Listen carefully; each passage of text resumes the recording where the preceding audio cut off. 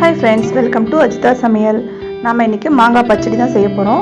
இது வந்து மாங்காய் சீசன் இருக்கும்போது தான் செய்ய முடியும். இப்போ கொஞ்சம் மாங்காய் கிடைக்குது கடையில், சீசன் முடிஞ்சிருச்சு, இருந்தாலும் மாங்காய் கிடைச்சிச்சுன்னா நம்ம வாங்கி இந்த மாதிரி செஞ்சு பார்த்துக்கலாம்.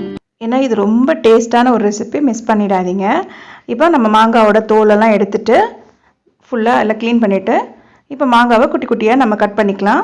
ஏன்னா இதை நம்ம வேக வைக்க போகிறோம். ஸோ அதுக்கேற்ற மாதிரி எல்லாத்தையும் ஃபுல்லாக கட் பண்ணி எடுத்துடலாம் நம்ம.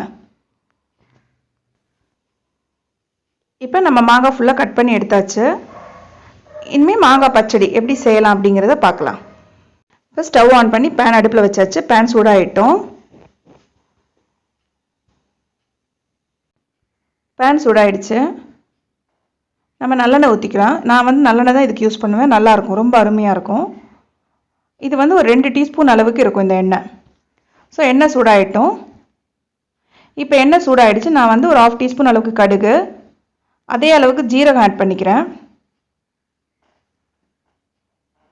ஜீரகம், அப்புறம் 2 காஞ்ச மிளகாய் கிள்ளி போட்டுக்கலாம். 2 காஞ்ச மிளகாய் எடுத்து கிள்ளி வச்சுருக்கேன், அதையும் போட்டுக்கலாம். அப்புறம் வந்து பெருங்காய பொடி ஒரு 1/2 டீஸ்பூன் அளவுக்கு, ரொம்ப சின்ன ஸ்பூன் தான் அது. ஸோ 1/2 டீஸ்பூன் அளவுக்கு பெருங்காய பொடி, நல்லா வாசனையாக நல்லாயிருக்கும். அப்புறம் கருவேப்பிலை ஆட் பண்ணிக்கலாம். எப்போவுமே எது செய்யும்போது கொஞ்சம் கருவேப்பிலை ஆட் பண்ணிக்கிட்டோன்னா நல்லா வாசனையாக நல்லாயிருக்கும். இதெல்லாம் போட்டு செய்யும்போது சூப்பராக இருக்கும். இப்போ ஒரு 1/2 டீஸ்பூன் அளவுக்கு மஞ்சள் பொடி எல்லாம் ஆட் பண்ணிவிட்டு ஒரு வதக்கி விட்டுருவோம். எல்லாம் ஒன்றா மிக்ஸ் ஆகிற அளவுக்கு லைட்டாக வதக்கிட்டு இப்போ நம்ம கட் பண்ணி எடுத்து வச்சுருக்க மாங்காவை இதில் ஆட் பண்ணிக்கலாம். நல்லா பச்சை மாங்காய் தான் இது, நல்ல புளிப்பாக இருக்குது. ஸோ இந்த மாங்காவை ஆட் பண்ணிக்கலாம்.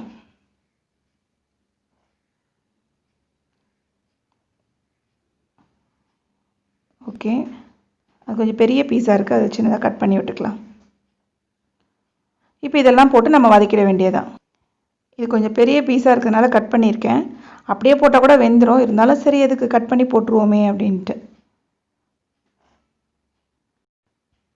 இப்போ மாங்காவை நல்லா வதக்கி விட்டுடலாம். அந்த தாளிச்சோம்லே அதோட சேர்த்து எண்ணெய் எல்லாம் நல்லா பிறண்டு அதோட வர மாதிரி நல்லா ஒரு வதக்கி விட்டுட்டு உப்பு ஆட் பண்ணிக்கலாம். இப்போது தேவையான அளவுக்கு உப்பு.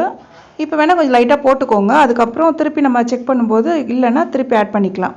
முன்னாடியே போட்டுட்டா அதிகமாகிட போகுது. ஸோ இப்போ உப்பையும் சேர்த்தே நம்ம வதக்கி விட்டுருவோம். இப்போ இதை நல்லா எல்லாத்தையும் மிக்ஸ் பண்ணி விட்டதுக்கப்புறமா நம்ம வந்து சில்லி பவுட்ரு, வெறும் சில்லி பவுட்ரு இருக்கு இல்லையா, மிளகாய் பொடி, அதை ஆட் பண்ணிக்கலாம். ஒரு ஸ்பூன் அளவுக்கு போதும், நமக்கு ரொம்ப காரம் தேவையில்லை.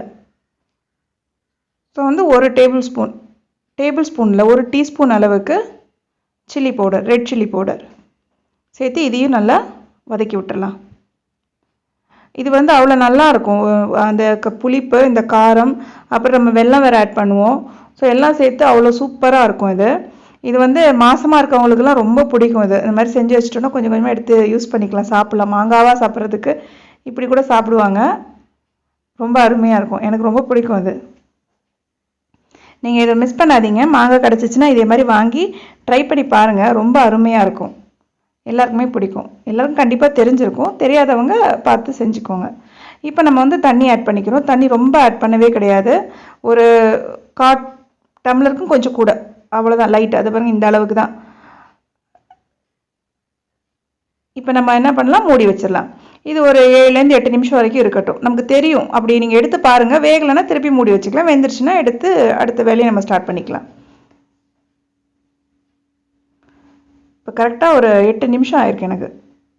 பாருங்கள், மாங்காய்லாம் நல்லா வெந்துருச்சு.